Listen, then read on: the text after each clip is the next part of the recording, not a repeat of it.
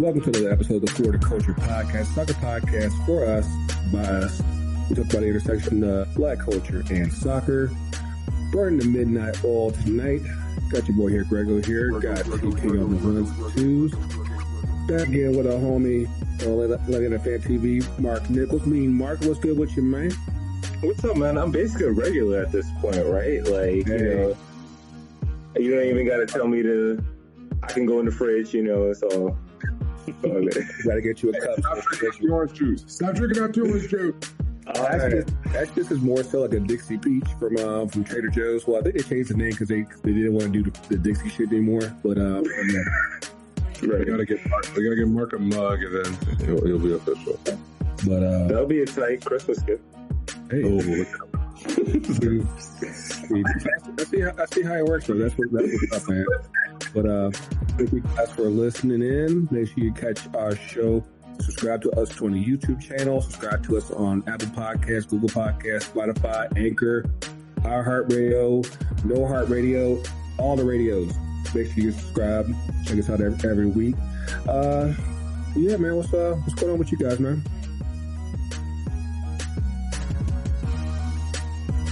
This international break has been kind of weird. Again, I mean, like, there is a pandemic going on, and people keep getting infected, which kind of sucks. But Luis Suarez caught COVID, right? And it's a very petty part of me that's like, whoever gave it to him, I need to give that dude a parade.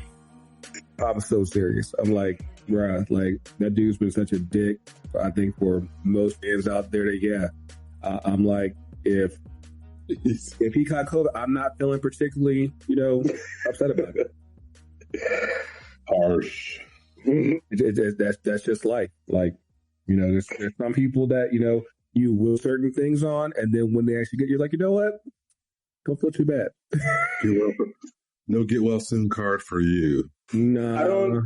I wasn't exactly willing COVID on Mo Salah, but he was mad irresponsible, dog. This man was at like a full ass wedding, no mask, no social distancing, just vibes. Like, so what are we doing? Got married. So his brother got married, like, I guess the past week or so. And yeah, like you said, like, there's videos out there where, like, they're celebrating, they're like mad close, no mask whatsoever. Mind you. Chair. Yeah. If you really dig into it, then you realize that Egypt right now politically is probably not too far from what we're doing right now here, and it's actually probably worse. And you're like, yeah, the no mask, that's probably on brand, but yeah, like, how can like, for the life of me, I cannot understand, especially in a line of work like being a professional athlete, where you're like, right now, that you have to be things tight. And I get it. Everyone still is living life. Everyone still has life events that's happening. But I'd be like, yo, keep this shit minimal. Like, say your I do's and we out. Like, it can't get that crazy. Yeah.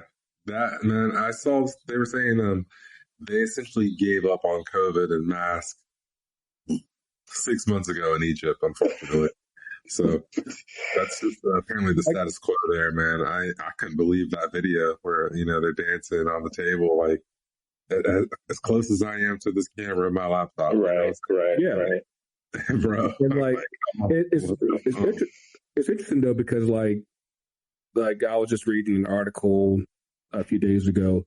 It's like Africa, for the most part, has really got a really tight lid on COVID for the most part. Probably, like, the logic that they gave was that because Africa's had such crazy experiences with other pandemics, like Ebola a decade ago, like, they're like, hey, we know what to do.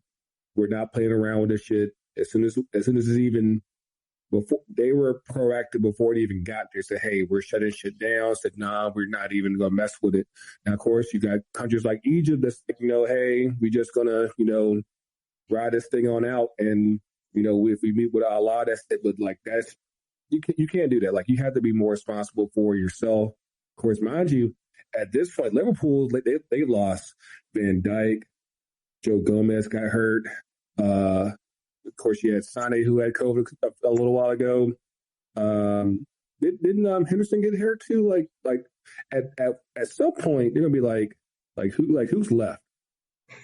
I don't know. They got some kids, man. Literally, I think 18-year-olds that they could bring up to, or in a sense. But yeah, their Gomez is hurt. I think their Robertson is hurt as well. Maybe? Oh wow! Okay. I know he was at international duty with Scotland because they got passed and then they lost to Slovakia, I believe. I thought Scotland got through and somebody else fell. I think they lost another. They won the match they needed to win. Okay, gotcha. And we'll fact check this at the end. We're gonna have to add fact check into the podcast as a whole.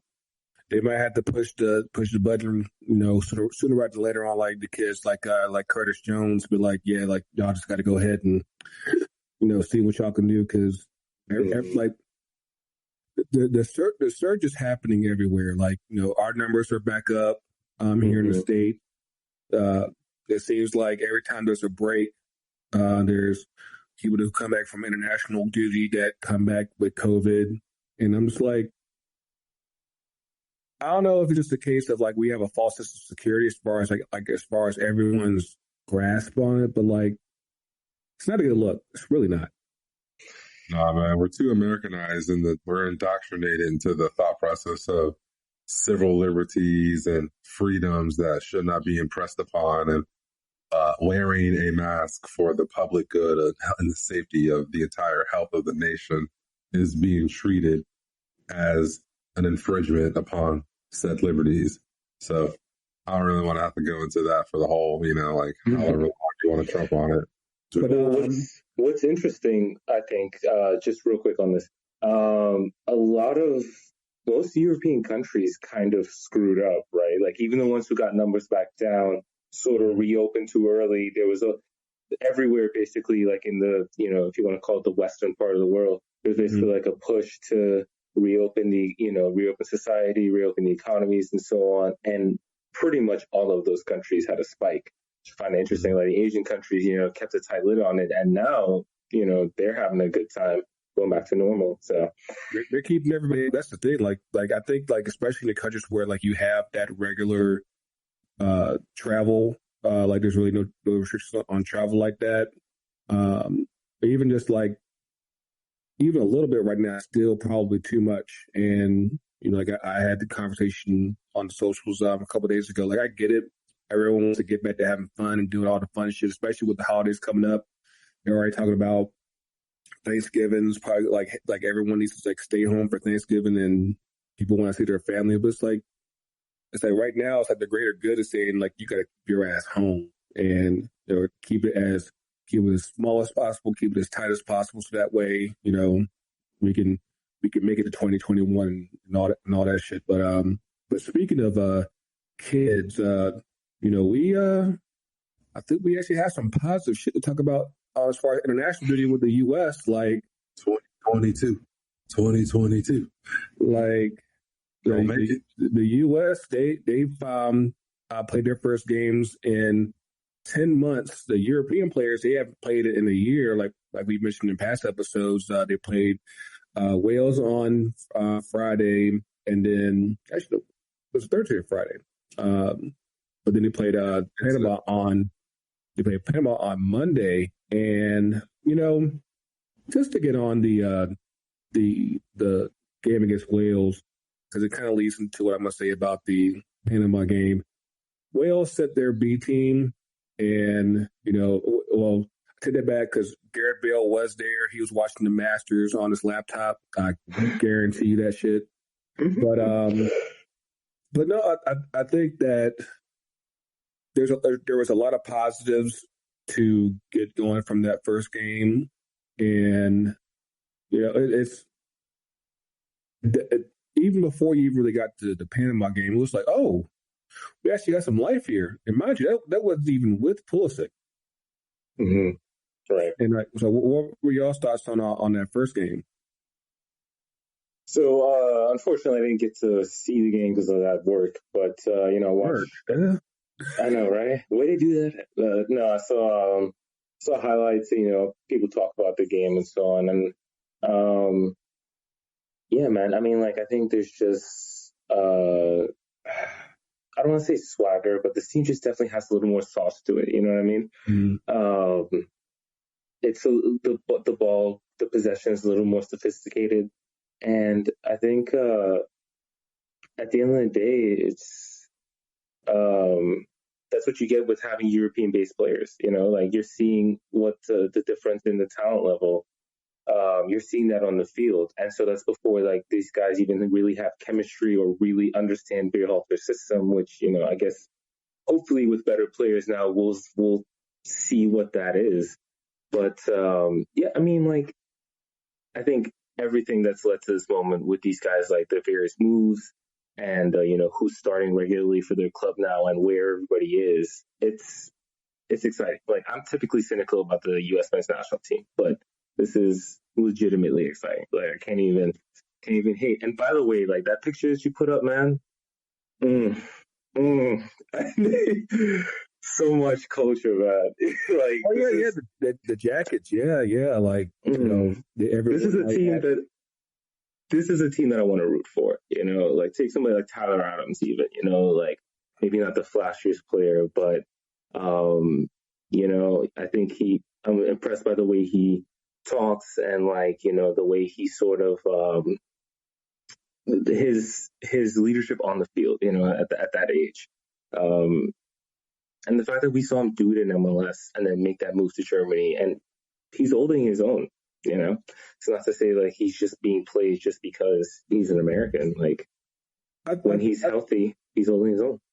I think like once he finally got healthy, because he did have a stretch during his first year where it seemed like he couldn't get healthy to save his life. But like I think he's gone like a good at least 10 months to a year to where he's been relatively healthy. Of course, he had his game back at the Champions League quarterfinals during last season, and more often than not, when he plays, Leipzig wins, and of course, I think that he's probably going to be one of our most important players going forward.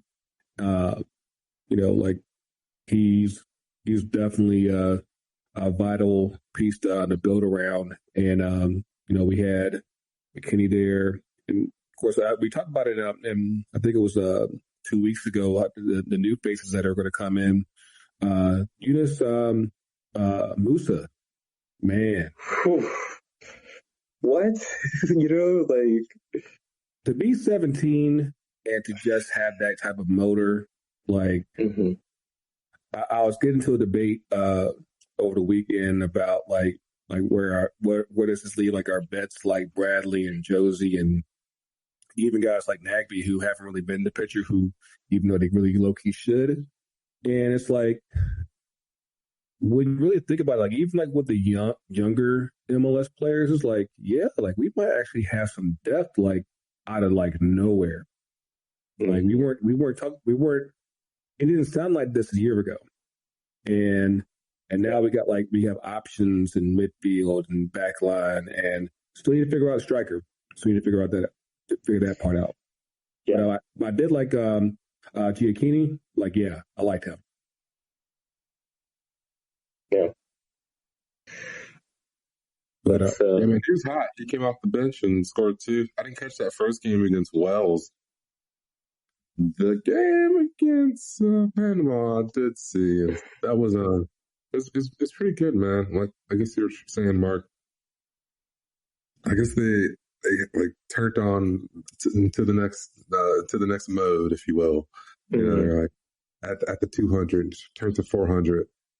Yeah, man, it was just good to see. Even though they didn't score against Wales, just like it was 1-1. It was 1-1. We'll take that.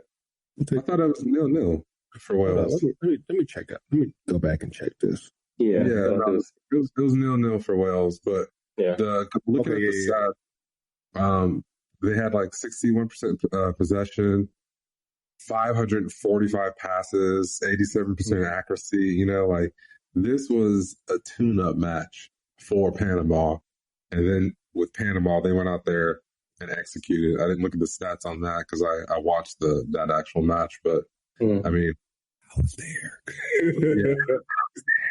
The second half was a joy to watch, and the first half was too. They really dominated on the ball, honestly. So it was just refreshing to see this of the U.S. men's national team side, and like Marc said earlier, you know, it's a team it makes you feel that you do want to root for, not be so cynical about, as I feel like we probably all have in the past. Yeah, it's one of those things where, especially in the fact that we haven't seen most, like I think, aside from Leggett, who was for some reason placed as a false nine during the Wales game, which I'll never understand. I think that you know, just having mostly all of our European guys there and seeing what they can do, especially, I think we mentioned it before, like we haven't seen them in so long, to see like where their skills have progressed. Of course, you see Gio Reyna, who got his first caps, scored it in the Panama game off a free kick. Like, there's a lot to be excited about. Now, mind you, let me just put a dose of you know, you gotta take some salt with it. It is just Panama. We know Panama. Like, and a particularly poor Panama. Yeah, we should be winning. Right.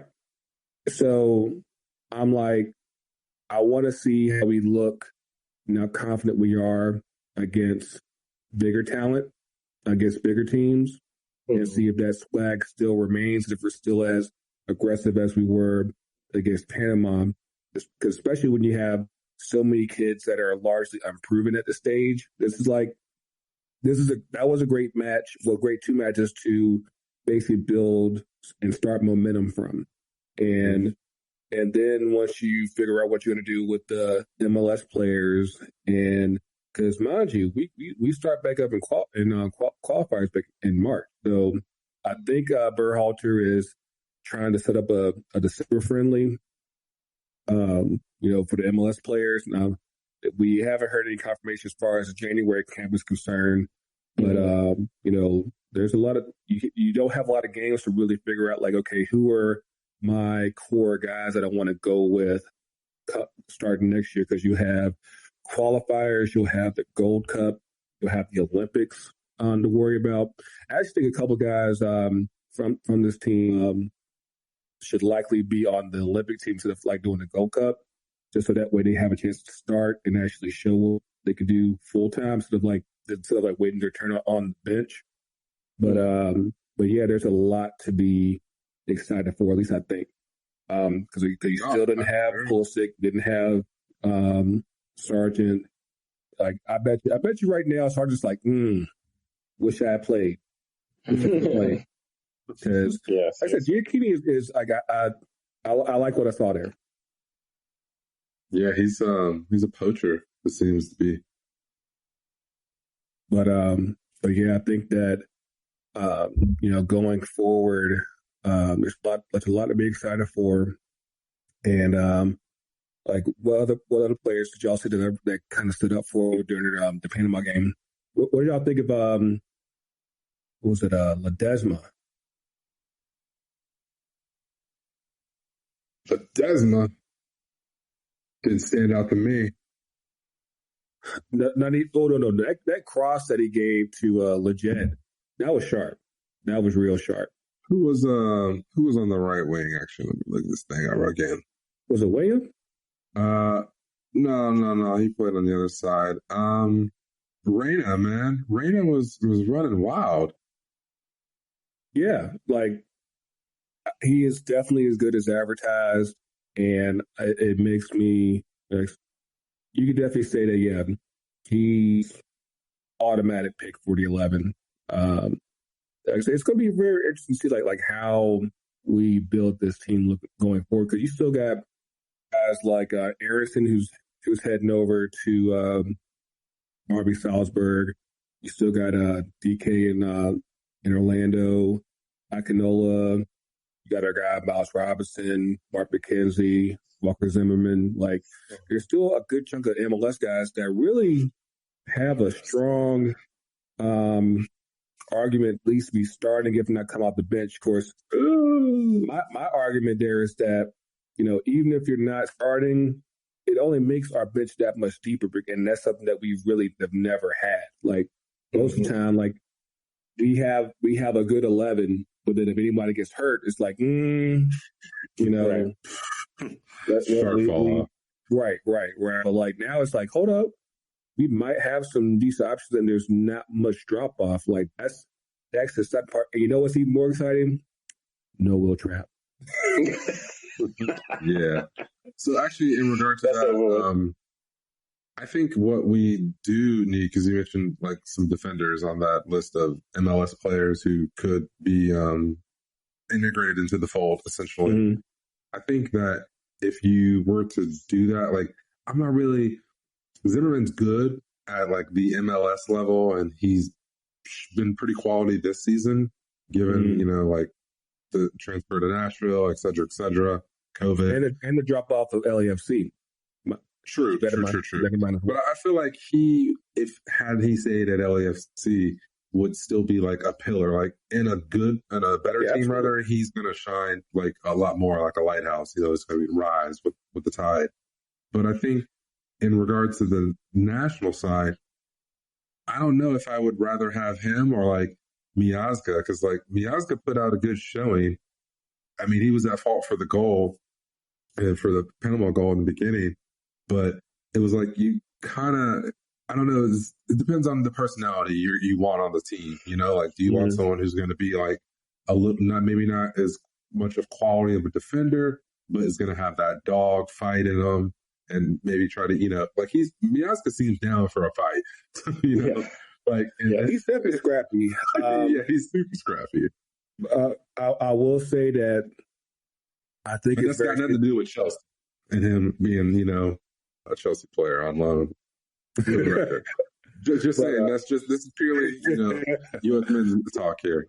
But no, I do think it's safe to say that I do see a spot for Miazga. I'm just not sure if it's going to be starting because you still got, like I said, you still have prospects even beyond that. Because you still have Chris Richards from Bayern. You still have Cameron Carter-Vickers. Of course, he's still working on his situation with Spurs. Like, even for just the European players, like, there's competition there before you even really start to factor in who could be something from, Yedlin. Like, I'm trying to figure out, like, what happened there, because I feel like he didn't necessarily drop off. It's just that suddenly, like, it's like the direction is kind of started to steer towards Anthony Robinson and then Reggie Cannon. It was like, how do you get lost in the shuffle? And mind you, like we said before, if nothing else, even if he's not starting, that's depth. That's quality depth.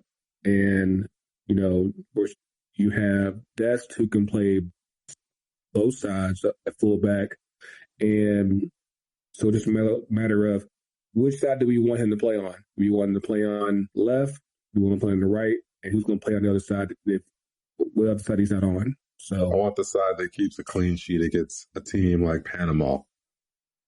You know what I'm saying? It was nice to get a clean sheet against Wales in regard to that, but we that's what we really need, because we're speaking of, we'll see how the attack looks when we go and face a bigger, more established team.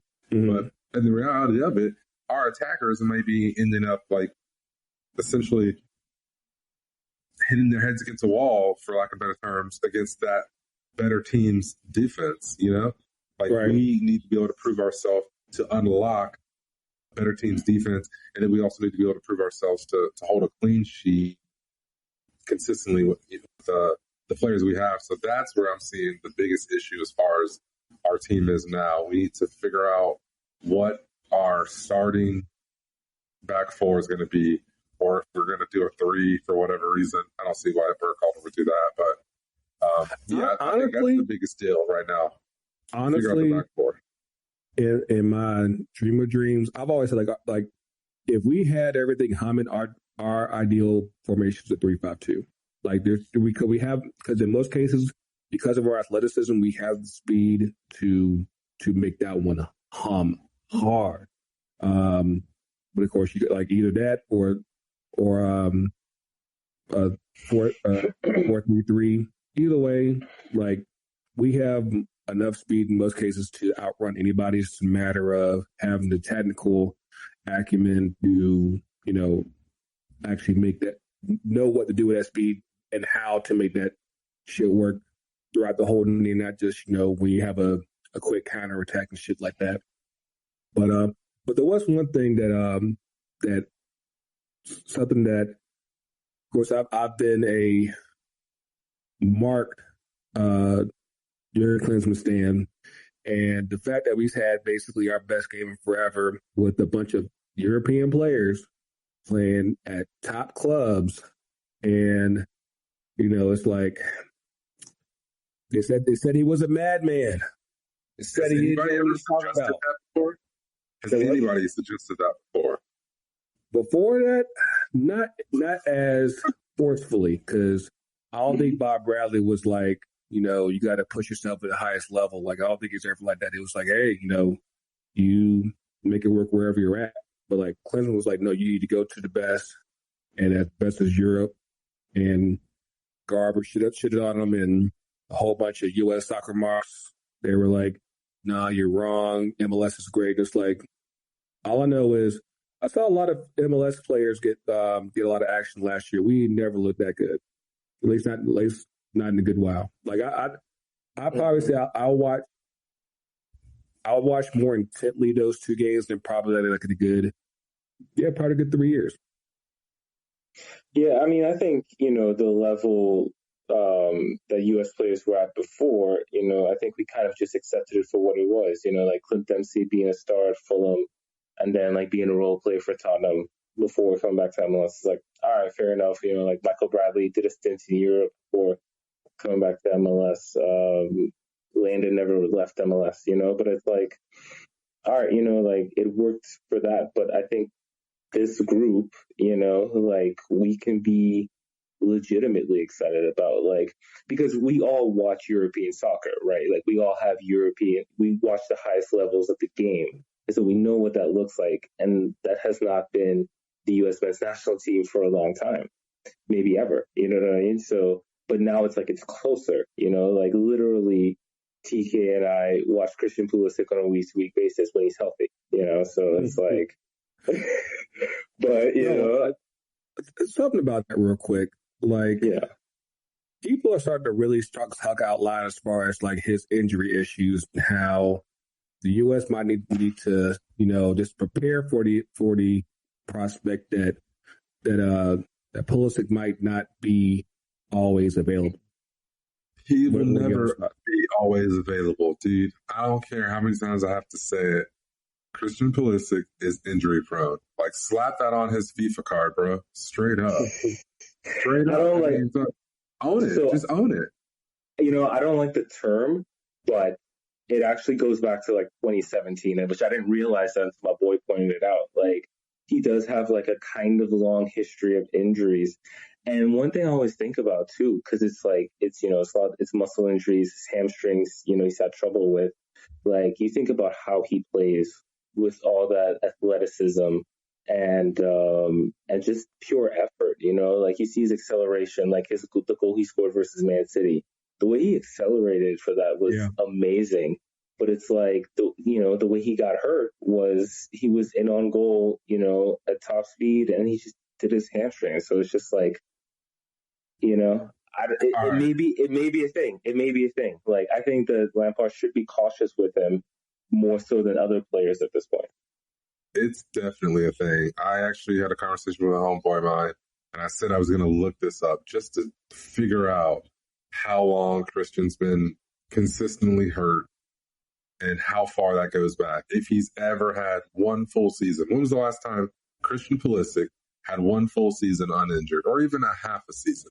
Like, if someone could even chime in with that on socials, let's do it right now. Like hit us up. Damn question. The episode, because I'm on here. Actually, let me see if I can do this thing real fast. I think last year was probably like the closest thing to it. Of course, that was still like it's been like the first like 2-3 months not playing at all. Christian Pulisic, August 20, 19, 17, 18. You subscribe all the way to 15. You can see all the stuff in that we got that we're sharing screens now. Yeah, man. But yeah, like it's frustrating as hell, and it's like especially when you know like how good he is. It's like like we did 6-2 without Pulisic. Just like damn, like I really want to see like what we can do because like we've been talking about for a while. Like we've yet to really have a full call up where you've had Pulisic, McKinney, Adams, Weah, Sargent. We've rarely had that. And it's like, we could just get all of them together all at one time. It might make the world explode. It could very well. I hope for that to happen one day soon. That's all I can say on that matter, honestly, man. Let's keep it moving. But yeah, man. We'll let's get into some MLS because like we talked about last week, the playoffs are about to get going this weekend, and I think it's time that we actually know what. Rewind that. Is there much MLS to get into? No. I mean, there is playoffs, but hold up before we jump off on the no, we'll get to that. But like, we need to talk about something else that happened today. 6-0. We need to talk about that. We need to highlight that real quick. Some international talk, more speak on that. Yeah, that's a good segue. Yeah. I didn't catch that game, man. I was watching Croatia and Croatia and Portugal. It was an actual good combated head-to-head match. But yeah, seems like Spain put the business on somebody today. Not just on anybody. It's put the business on Germany. Is this Tony Cruz's fault? Okay, sidebar. Because I was going to say that for a down, but yeah. Tony Cruz is, I didn't realize he turned 55 and suddenly just doesn't like fun shit. Because, like, why he had to start shitting on the Aubameyang for doing the Black Panther celebrations, the Spider-Man celebrations. Now, mind you, he's doing that for his kid. Like, why are you bitching about that? Like, help me make sense out of that. Hey man, it's that grumpy old man talk. You just got nothing better to do. It seems like, and then you just lash out at something. Do you remember? So we all remember when Germany flamed out of the World Cup, right? Yeah. And do you remember some of the reports? Nice. Do you remember some of the reports that came out? It was like a division between the older heads and the bling bling boys or whatever. And it was always weird to me that Leroy Sané didn't get called up for that World Cup. He had a really good year for Man City leading into that World Cup. And, like, you saw how Germany played. And so, I don't know, man. Like, maybe there's some guys that just got to get moved on from that camp. Well, that's the thing, though, because, like, after that World Cup, you had guys like Jerome Boateng, Thomas Muller, and Hummels. They basically got said, okay, we're done with you. And I think that I get it. Like when you have a lot of guys that are coming in, it kind of doesn't make a lot of sense to hold on to the vets. Save that thought for later. But at the same time, you need vets. You need guys that know that maintain a certain standard and instill that standard on the next generation. And personally, I think it's probably a culture clash as far as what Yogi Low had before with his previous generation and what he has now, because this is getting a lot. There's definitely a more ethnic vibe. Of course, you're getting blacker with Germany, and Love might not be, just he doesn't get it. And it's funny because like in the infamous culture chat, the point was brought up earlier today that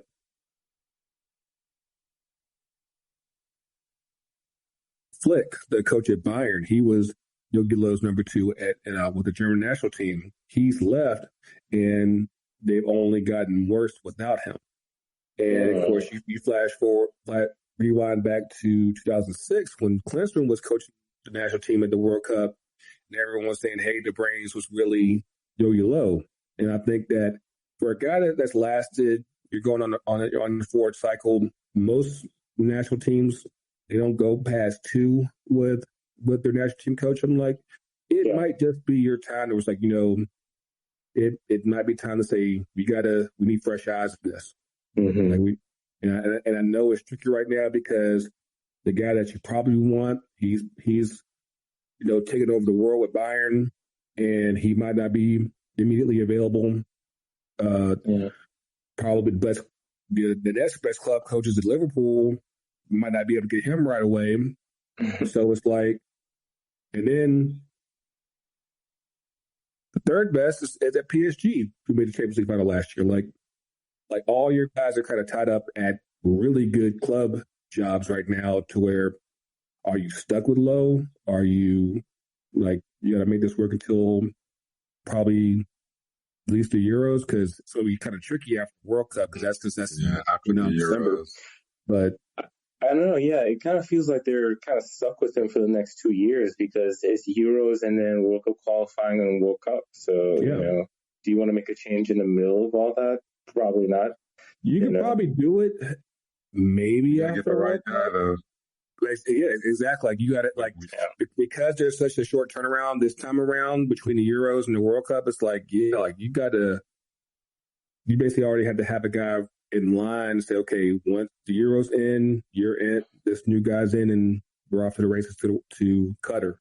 So that's going to be really interesting. But yeah, like 6-0. That's their worst ever defeat, and it's especially interesting because I think that they should have gotten rid of Lowe after the World Cup, because me too. Up until then, his standard was semis minimum, because like he's took over after 2006, and whether it was the Euros, whether it was the World Cup, or even the Federations Cup, he at least made the semifinals, at least, and then suddenly you go from semis or final to suddenly you're not even making it at the group stage. And I think that although it was just a case of where, because of how much equity he has, they didn't want to give up on him just yet. But I'm like, it's kind of like, this isn't getting better. This is only getting worse. And now they kind of like I said, we're just stuck in a position where there's no easy way out, and that's going to be something to really keep an eye on going forward. But yeah, man, that's going to be a very interesting storyline going into next year, into the Euros. But yeah, man, let's get up into these MLS Cup playoffs, because we got new shit coming up this weekend. And I told you we would do predictions this week, and here we are. So the first match is going to be New England and Montreal on the 20th here. And then you also have Nashville and Miami, and these are going to be Expansion Cup to 2020. As Greggo has stated previously, these are the expansion side. So we'll see. Marc, who you got for this? Nashville, Miami?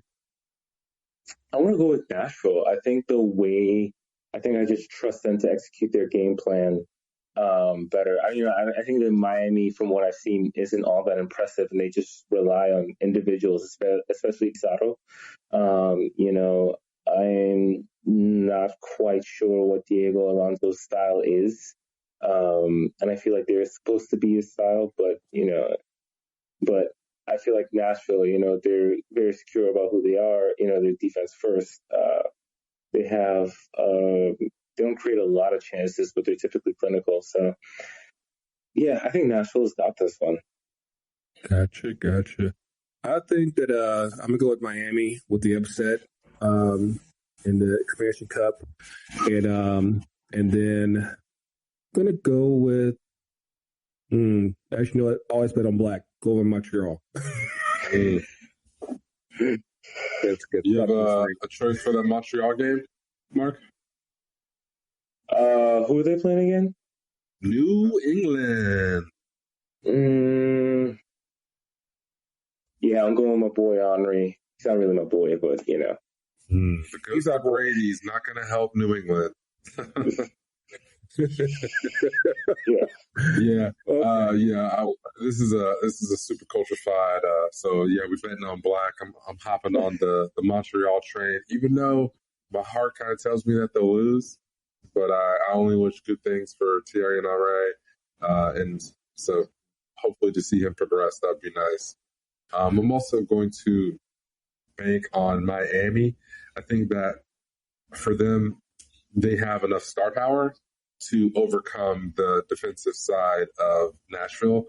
And once Nashville cracks, they will eventually break. So if they get an early goal, that could be, like 3-0 up by halftime if Miami's feeling themselves. So if they come in with the right mentality, I think they win this match easily. At least on paper, Miami looks to have the advantage there, I believe, because, of course, most of their talent came later on in the season, and they definitely picked up a lot more momentum in the latter half of the season. So, I think that's at least my thought process going into that game. But let's see what else we got going on this weekend. We got on Saturday, we got Orlando versus NYCFC. What y'all got?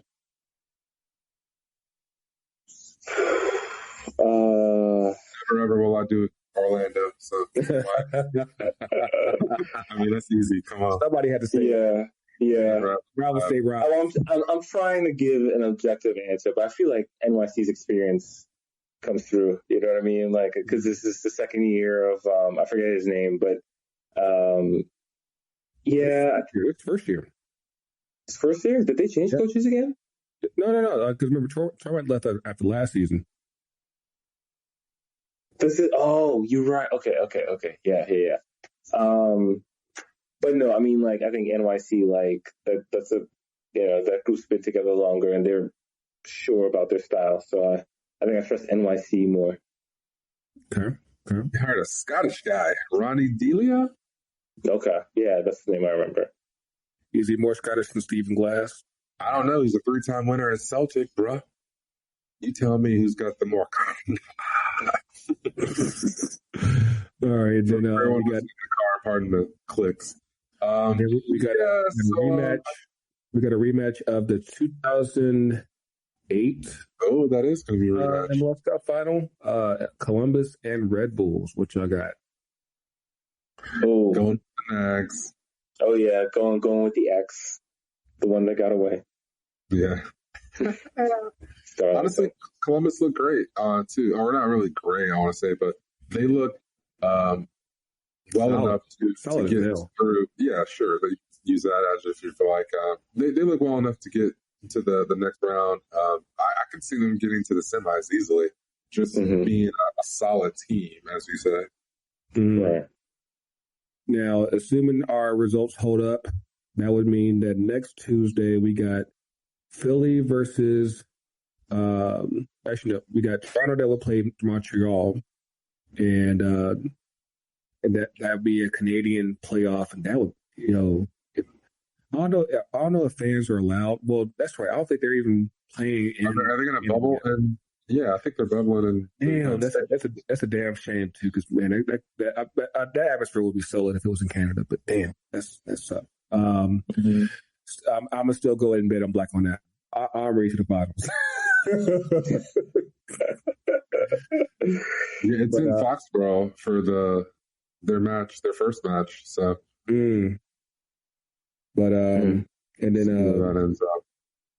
then Philly, like I'm gonna go ahead and say that Philly looks good for at least the conference finals. Like they're that solid this year. Like now, whether or not, depending on their opponent in the conference final, that could determine if they make the MLS Cup playoff. It was MLS Cup, but I feel pretty confident about that. Like they went through the learning experiences last year, and this year they've of course won the Supporter Shield, and I don't see them fucking this up this year. So at the very least, they should be conference finals. Let's take a look over here.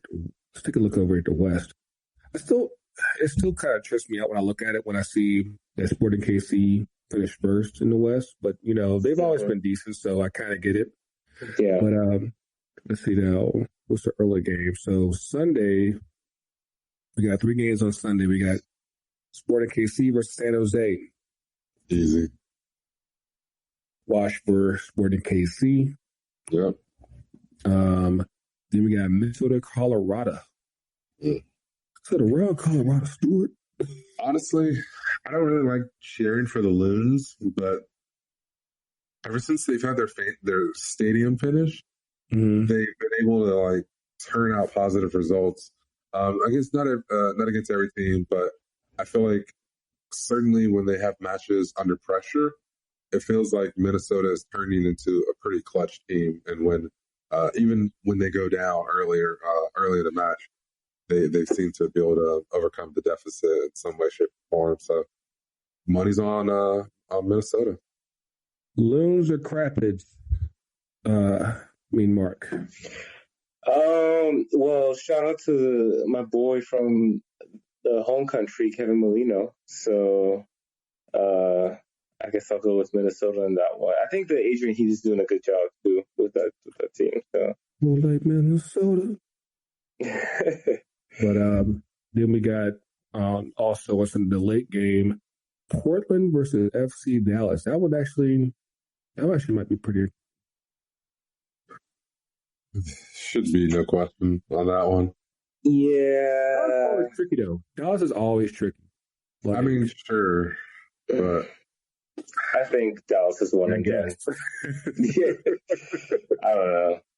Portland have the they got the team to dismantle Dallas. This could be 2-3-0 in the first half if they really don't come out there. Like I said, it's pretty much the same assessment that I gave for the Miami Nashville match. If Portland wants to come out there and just lay claim to this, they all whip it out. It might just be 3-0 at half. No, I got you. Yeah, Gio's still there. Gio Savarese. Like, I think as long as he's got everyone ready, this should be a light work for Portland. And then probably the biggest match of the first round, we got Seattle versus LAFC, a rematch last year's Western Conference Finals. Also a rematch from MLS back tournament, which I think LAFC lost in that one as well. So definitely got some scores to settle here. Can they finally get back over the hump? They got Villa back, so would that be enough to get them through? Honestly, this is going to be a coin toss. I have no clear winner on this. I think it could be I think either team could win. It really can go either way. Villa could show out again, and Bradley Phillips was, or Wright Phillips was he nominated for best comeback of the year or something like that on the MLS awards. So, I mean, Portland's going to Portland, or excuse me, Seattle's going to Seattle, but yeah, it's either way. My thought process there. I think this is probably kind of like with what happened with us. I think it's kind of like a wash season for LAFC, and I don't see them beating Seattle, which is a shame because I mean, a lot of things just went wrong, kind of like with us with the LAFC this year, and maybe they just need to just go ahead and say, hey, we'll just get things right next year. But if they now, it would not shock me if they won, but I think the momentum is going in Seattle's favor. What you got, Mark? To be honest, I would actually be pretty surprised if LAFC won. I just think that like Seattle are just so consistent in making the playoffs and being at least in the top half of the West, if not the top seed, and making it far in the playoffs most of the time. And I think they've been the best. I think they've been the best team in the league since they've been in the league. You know what I mean? And so I just, I just think Seattle's going to take care of business, and I think it's a bad matchup for LAFC. I think that's part of the problem too. I don't think it's just kind of unlucky kind of thing. I think Seattle actually matches up pretty well with what LAFC try to do, and then the players that they have on their side. So. True. Well, yeah, of course, you guys let us know on the socials what are your guys' predictions for the first round of the playoffs. Of course, we'll give our picks and tricks and all that stuff through each round leading up to the final, which I think hits on episode 100, if I'm not mistaken. So, we're definitely looking forward to that. Be on the lookout for that. We are, once episode 100 hits, we're actually going to be taking a break for a minute. We'll be getting some new stuff in. Be on the lookout for some big deals on Black Friday and Cyber Monday and Small Business Saturday at ftcutd.myshopify.com. Definitely keep an eye out on what we got coming up soon for that, and then also, of course, make sure you stay in touch and see what's coming up next for us. Let's hop up and wrap us up with that 2 up and 2 down. What you got, TK? All right. I guess you looked up, so I'll start with a down. I was looking forward to how the holidays. I wasn't going to obviously do anything traditional this year, but I don't know. We had a COVID scare probably a couple of weeks back, and I'm not sure if I spoke about it or not, but I'm just a little, I'm not a little, I'm a lot. I'm really disappointed. I'm not going to be able to see my parents this holiday season. And so I think it'll be since my daughter was born, since the last time I've seen them.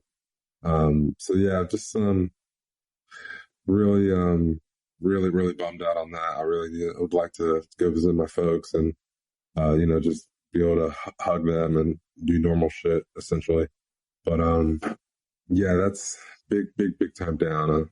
My parents are just not comfortable enough. They're, traveling for come see us, and we had this whole thing where we were gonna socially distance and 6 feet apart and all that, rearrange the living room and all that. But just bummed out. I'm not gonna be able to see my folks. And so let's route this upwards. I had an up that I'd like to turn this frown upside down.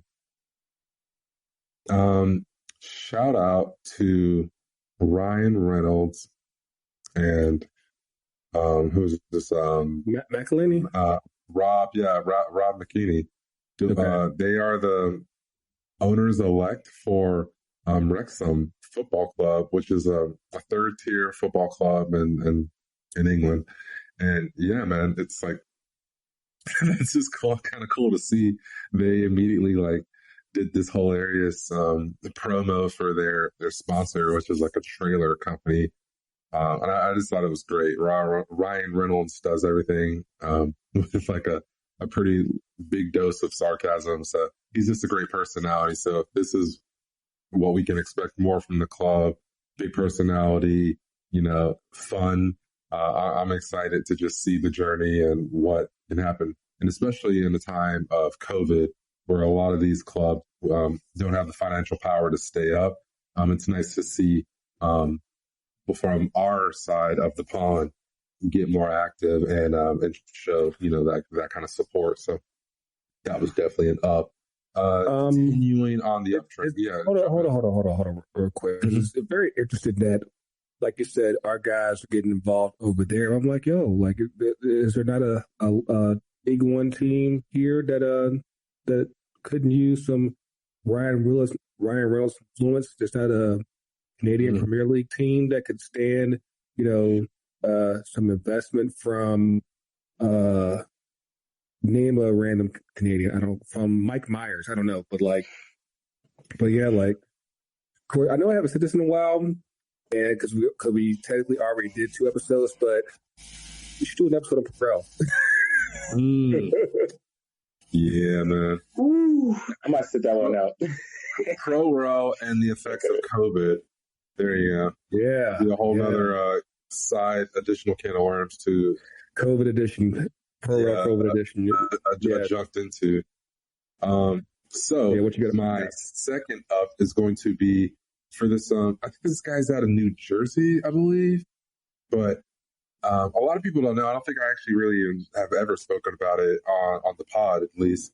I'm a huge petrol head, so I've been like building Hondas. I got like a Honda in storage and all that I've been restoring for like the last 2 decades now.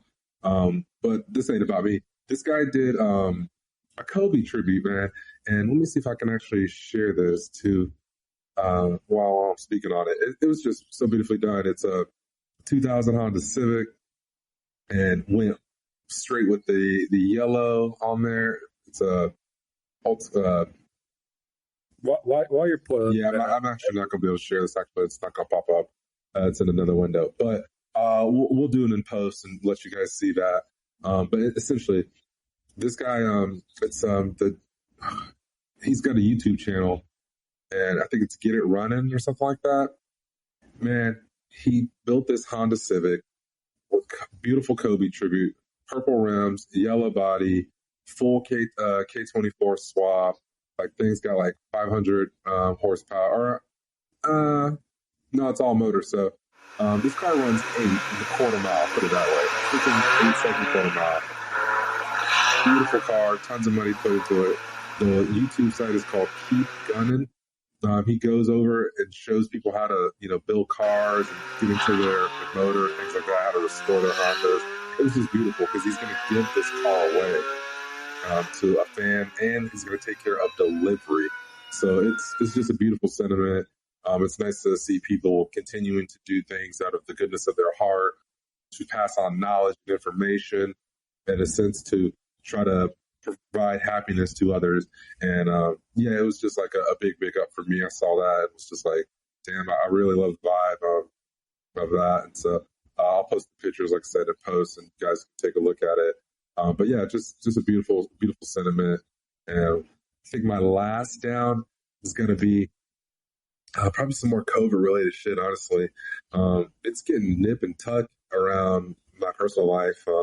I've had, I think, 2 incidents now here at work, or not incidents, but scares, in the sense of like, we're potentially going to shut down. And I'm just hoping and praying that we can kind of continue to just snake our way through the grass and avoid any of that stuff. Because I personally don't want to lose any income, don't want to lose any of the days, but none of that really pales in comparison to the sacrifice that others have made. So I want to use this down in the sense to honor those who have already lost a family member or a loved one from COVID-19.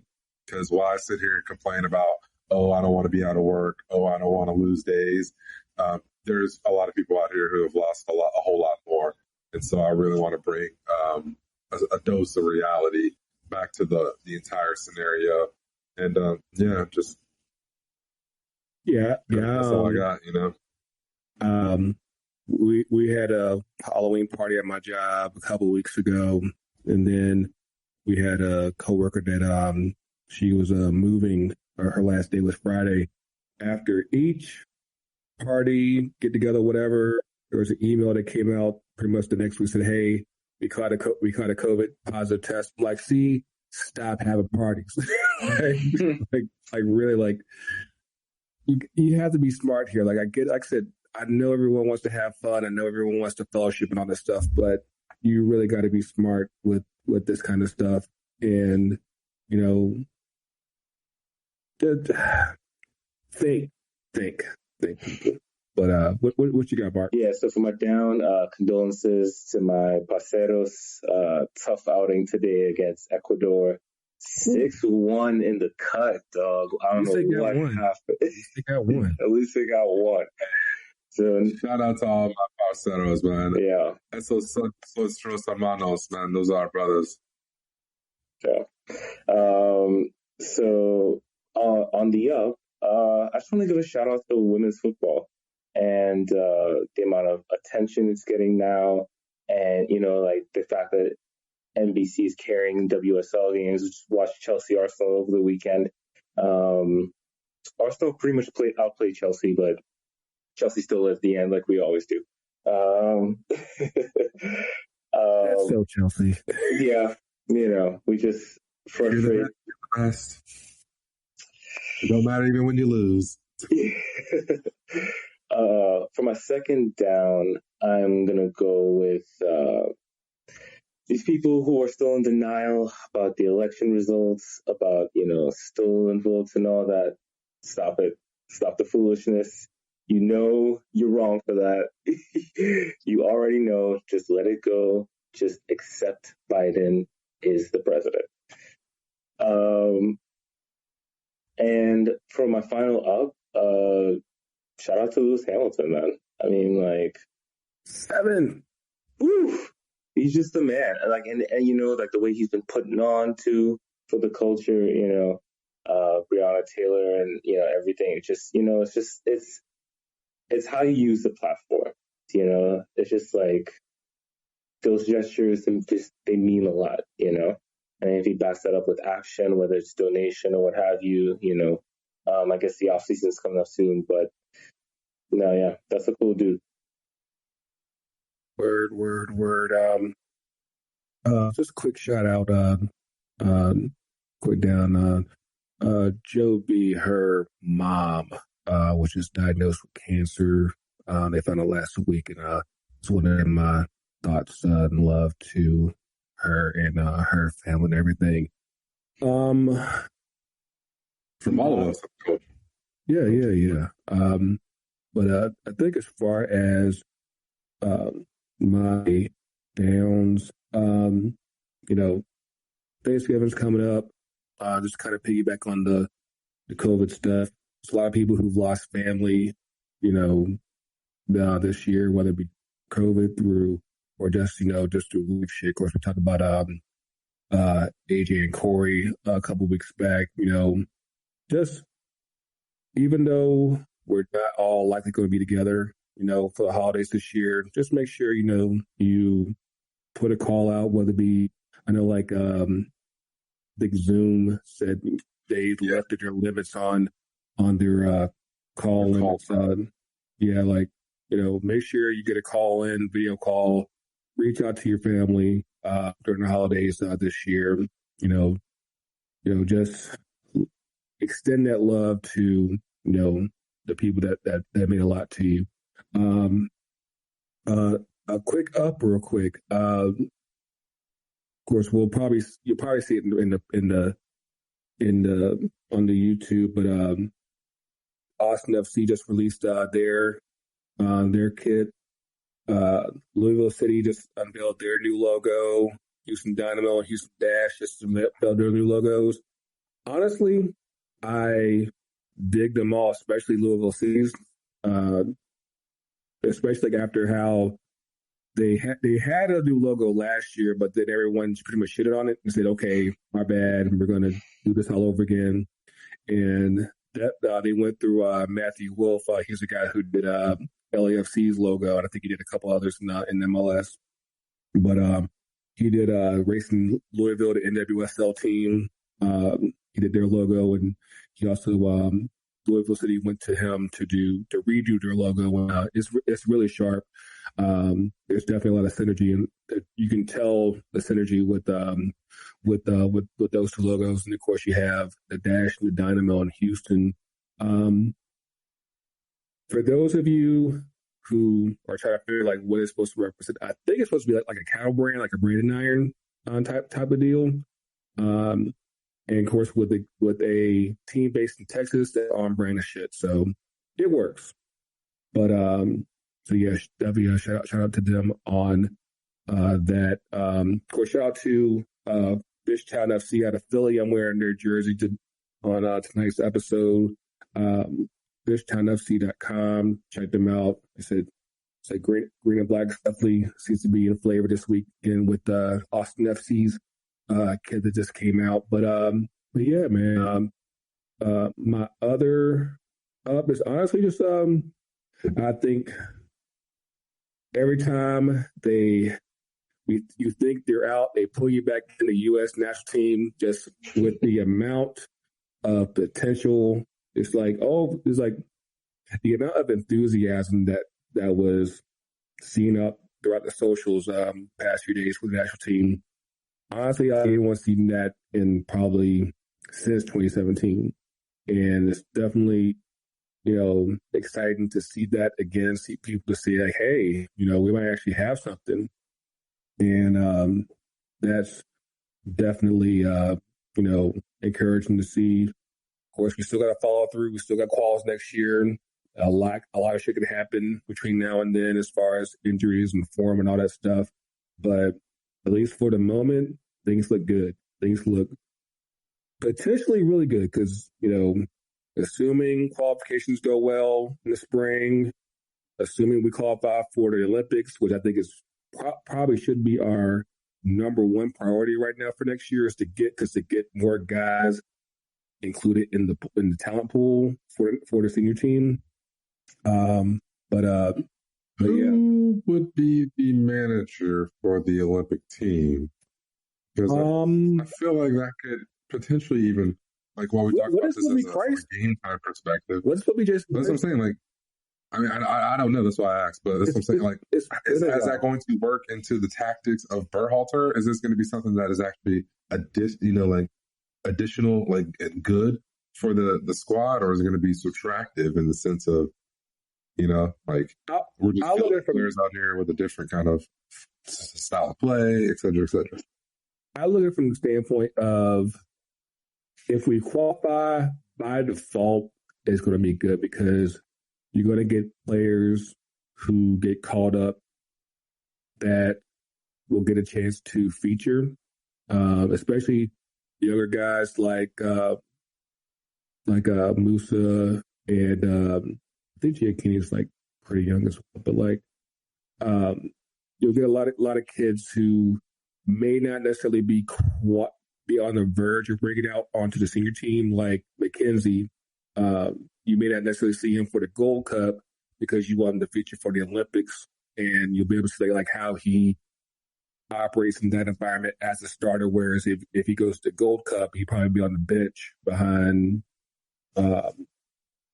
Zimmerman and Aaron Long, something like that. So having both is very important for next year, I believe. So, but yeah, definitely that's a big thing. Last down real quick before we wrap up here, because the women's national team, they just announced their roster. One thing happened that really stand out to me that just annoys me to no end is Midge Purse was listed as a defender. Now, for those of y'all who follow women's soccer like that, y'all know that Midge Purse is a striker. And much like what happened with Crystal Dunn, how she got moved from up front to a fullback, I'm like, why are we moving our black women to the back? And it's like, granted, you still have Lynn Williams up front, but I'm like, yo, Midge Purse is a beast up front. Just like Crystal Dunn is a beast up front. And we need to, like we talked about a little while ago with you're hanging on to bets too long. Like, you need to, I think I think Crystal Dust like not even 28. I know Mitch First is like 25. You have women who are in their prime and who are in form. Like they need to have those women up front. And you trying to hang on to the greater glory of whether it's Alex Morgan, whether it's Tobin Heath. I'm like, I get it, they're good and all, but I'm like, if they're not going to be factoring in 2023, I believe, like, you need to be looking at who's going to replace those people now. Because you still have the Olympics, you still got qualifications, you still got the World Cup. You got like another 3 years to work with. And if those women are going to be like 33, 34, 35, like, you need to start working in new people and figuring that part out. But it's just something that just really just annoyed me to note, and that's something that I know our guys at 2 Cents FC, I know they had talked about that in more detail a few months back, and of course when we saw that, they saw it too, and they're like, oh, this is what we're doing now. We're just moving our women to the back line now because they got speed and shit. Like, that's just what you can say. This treatment, you're a wing back now. But yeah, aside from that, you saw Michigan, I think, got announced for Biden, even though for some reason Wayne County, which is where Detroit is, got held up for a few hours, and then they got certified. Arizona went for Biden. I think by the time this airs, Georgia will be official. We're official. Yeah, it already happened. Official. I think there was like that's right. Yeah, that's right. Yeah, 4,600 votes. I think they found they actually missed 4,600 votes, but the spread is way too far for that to even account for anything. Whenever you have a situation like that, it's usually like it's hundreds at best, never thousands. So actually, check this out. This quick little factoid while we're discussing the current democracy of the United States. In the entire history of voting, there is never a voting fraud. There's never been one case of fraud that wasn't that was over 100 votes in a swing. So, like, basically, it's a 0.0001%. Like, it's a super small amount. 0.30 won. Like, and that has. Somehow that started to a political point, and people made it into make a literal mountain out of a molehill out of essentially a few hundred people and out of a whole country, like not just a state, a whole country. So right. So this in Georgia will change that, but still, it's like. What was that? You can't make out of a molehill? A mountain out of a molehill. A mountain out of a molehill. Yeah. There you go, folks. But hopefully sooner rather than later, this will all get resolved. Of course, we still have our runoff here in Georgia. If you haven't already, make sure you get your absentee ballots requested and whatnot. January 5th will be here before you know it. Early voting starts on the 14th of December, so get your asses ready. But yeah, and of course, if you are voting down here and you tag us, we still got discounts for you. So again, keep an eye out for that. Keep an eye out for Black Friday and Cyber Monday and Small Business Saturday and whatever else Sunday. We'll be out there. But yes, that's all we got for this week. Thank you guys for listening on pods, watching us on YouTube. Follow us on the social FTC. UTD. It's good. But yeah, Instagram, Facebook, Twitter. Again, we're still plenty busy on there during the weeks and everything. Of course, we got playoffs coming up this weekend, so we'll definitely be on the eye out for that. And whatever remaining college football that there is, we might watch that because games get canceled left and right. So we'll see how that goes. But yeah, we'll see y'all next week for TK, for Marc, for Coach. Coach said he'll be back next week. That's what I heard. So we'll see how it goes. So if his electric car has enough mileage to get back. Oh, hopefully it holds up better than Michigan. But we'll see about that next week. But we'll see y'all soon. The coach is real. The coach is everywhere. We will see y'all soon. Take care of your people, folks. We know.